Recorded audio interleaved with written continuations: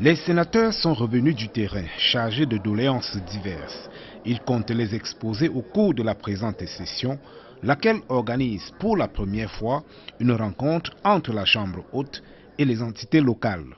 Annonce faite par le président Marcel Nyadifendi par la voix du premier vice-président du Sénat. Je profite de cette circonstance pour vous annoncer la tenue dans les prochains jours d'une rencontre au Sénat avec les instances faîtières des régions et des communes, ainsi que certains acteurs institutionnels de la décentralisation, afin de leur donner un contenu et un sens partagé à la mission de représentation des collectivités territoriales décentralisées que la Constitution confère au Sénat.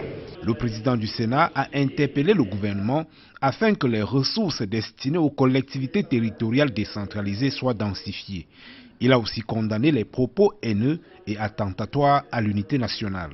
Je demande au gouvernement de la République de ne ménager aucun effort pour, d'une part, combattre toutes les dérives qui constituent autant de menaces pour le vivre ensemble, et d'autre part, trouver des solutions durables devant garantir la paix, la sécurité, la protection de l'unité nationale et la poursuite des efforts de développement inclusif.